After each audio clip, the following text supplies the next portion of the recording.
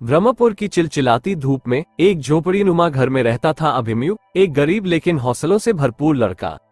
बचपन से ही उसे कहानियों का बेहद शौक था, खासकर जादू और वीरता से भरपूर किस्से। रात को टूटी चारपाई पर लेटे हुए वो आसमान की तरफ देखता और सोचता कि क्या सचमुच जादू होता है?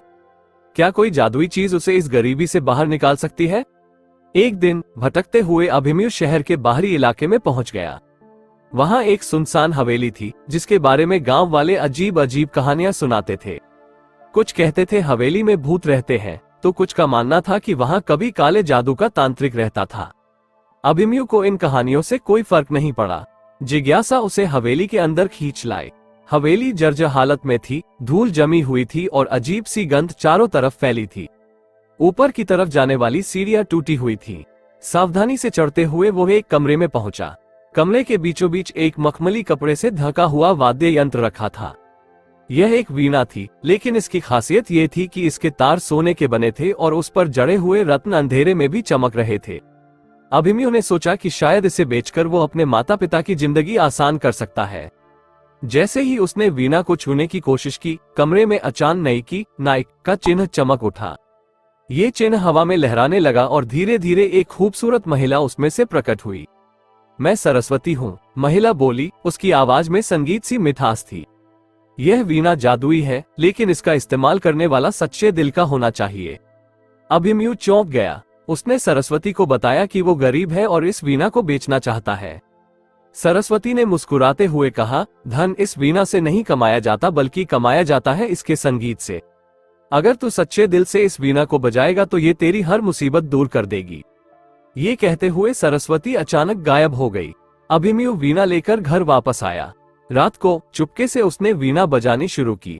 जैसे ही उसके हाथों से पहली धुन निकली, कमरे में एक सुनहरा प्रकाश फैल गया। वीणा की धुन इतनी मधुर थी कि आसपास के पेड़ों पर सोते हुए पक्षी भी जाग उठे और उसके साथ गाने लगे। सुबह होने पर गांव वालों को अभिमन्यु की वीणा की धुन सुनाई दी। वे सब उसकी झोपड़ी के पास इकट्ठा हो गए।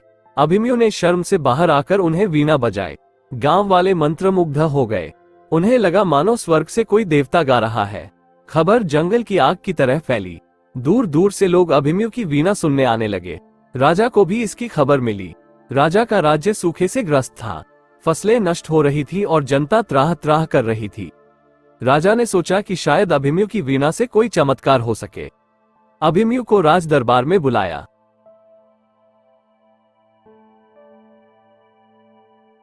राज दरबार में अभिमन्यु को देखकर सब दंग रह गए।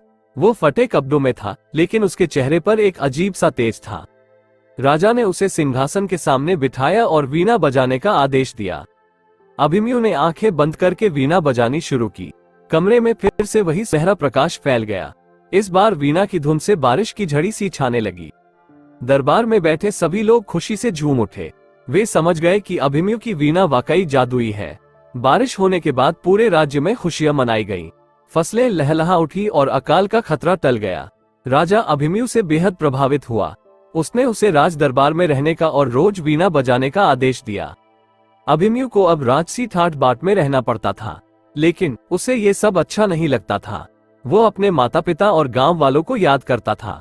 वो रात को चुपके से अपनी झोपड़ी में जाता और वहां वीणा बजाता। एक रात वीणा बजाते हुए उसे एक अजीब सी धुन सुनाई दी। ये धुन उदास थी और उसमें किसी को कैद में रखे जाने का आभास हो रहा था। अभिमन्यु को लगा मानो ये धुन वीणा खुद बजा रही है। वो समझ नहीं पाया कि आखिर मामला क्या है। अगले दिन दरबार में वही धुन फिर सुनाई दी। राज दरबार में सन्नाटा छा गया। राजा ने पूछा, अभिमन्यु ये कैसी धुन है? अभिमन्यु ने बताया कि उसे कुछ समझ नहीं आ रहा है। उसी रात वीणा से फिर वही धुन निकली। इस बार धुन के साथ साथ कमरे में हल्की सी हवा चलने लगी और दीवार पर अजीब सी आकृतियां बनने लगी। आकृतियों में एक विशाल महल दिखाई दे रहा था और महल के अंदर एक खूबसूरत राजकुमारी जंजीरों में जकड़ी हुई थी। अभिमन्यु को समझ आ गया कि वीणा किसी राजकुमारी को बचाने का संदेश दे रही है। पर वह राजकुमारी कौन है और उसे बचाना कैसे है, ये सवाल उसे परेशान करने लगा। उसने किसी को भी इस बारे में नहीं बताया। वो रोज रात को वीणा से निकलने वाली धुनों को ध्यान से सुनता और उनका मतलब समझने की कोशिश करता। धीरे धीरे अभिमन्यु को समझ आ गया कि धुनों में छिपे संदेश के अनुसार राजकुमारी को बचाने के लिए उसे एक दूर के जंगल में स्थित मंदिर तक जाना होगा। उस मंदिर में एक शक्तिशाली तांत्रिक रहता है जिसने राजकुमारी को कैद कर रखा है। अभिमन्यु जानता था कि यह बहुत खतरनाक रास्ता है, लेकिन वीणा की धुन उसे बार बार यही संदेश दे रही थी। आखिरकार उसने एक रात राजमहल से भागने का फैसला कर लिया। उसने अपनी पुरानी झोपड़ी से कुछ रोटियां ली और वीणा लेकर जंगल की तरफ चल पड़ा। जंगल का रास्ता बहुत ही खतरनाक था। जंगली जानवरों का डर तो था ही, पर अभिमन्यु के दिल में राजकुमारी को बचाने का जज्बा भी बहुत बड़ा था। कई दिनों तक चलने के बाद वो उस मंदिर तक पहुंच गया। मंदिर देखने में बहुत ही भव्य था, लेकिन वहां का वातावरण अजीब सा लगा। चारों तरफ सन्नाटा था। अभिमन्यु ने धीरे धीरे मंदिर के अंदर प्रवेश किया। उसके सामने जंजीरों में जकड़ी हुई राजकुमारी बैठी थी। राजकुमारी तांत्रिक ने अभिमन्यु को देखते ही क्रोध से गर्जना की, तू कौन है और यहाँ कैसे आया? अभिमन्यु ने बिना डरे जवाब दिया, मैं इस राजकुमारी को बचाने आया हूँ। तांत्रिक जोर से हंसा। उसकी हंसी पूरे मंदिर में गूंजने लगी। तू एक फतेहाल लड़का, तू मुझसे कैसे लड़ सकता है? अभिमन्यु ने कहा, मेरे पास मेरी वीणा है। तांत्रिक ने व्यंग्यात्मक लहजे में कहा, वीणा से क्या होगा? तलवार से लड़ाई लड़ी जाती है, वीणा से नहीं। अभिमन्यु ने जवाब नहीं दिया। उसने अपनी वीणा को संभाला और उससे एक ऐसी धुन निकालनी शुरू की जिसने पूरे मंदिर को कंपा दिया। धुन इतनी तेज और भयानक थी कि तांत्रिक के कान बहने लगे। कमरे में अंधेरा छा गया और हवा में बिजली कौंधने लगी। वीणा की धुन से तांत्रिक की शक्तियां कमजोर पड़ने लगी। जल्द ही वो जमीन पर गिर गया और तड़पने लगा।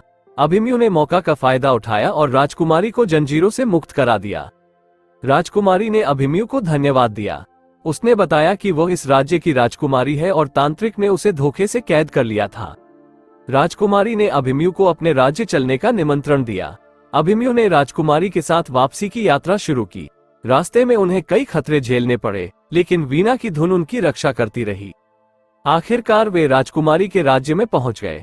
राजकुमारी के माता पिता, जो राजा रानी थे, अपनी बेटी को वापस पाकर खुशी से फूले नहीं समाये। उन्होंने अभिमन्यु का राजसी स्वागत किया और उसे अपना दामाद बनाने का प्रस्ताव रखा। अभिमन्यु ने विनम्रता से कहा, मैं आपका आभारी हूँ, लेकिन मुझे अपने राज्य लौटना है। राजकुमारी के माता पिता को दुख हुआ, लेकिन उन्होंने अभिमन्यु के फैसले का सम्मान किया। उन्होंने उसे ढेर सारे उपहार देकर विदा किया। अभिमन्यु वीणा लेकर अपने राज्य वापस आया। अगर आपको ये कहानी अच्छी लगी तो और भी मनोरंजक हिंदी कहानियों के लिए मेरे चैनल को सब्सक्राइब कर लीजिए, जहां आपको न सिर्फ सुनाने में मजेदार कहानियां मिलेंगी, बल्कि भाषा की खूबसूरती का भी अनुभव होगा।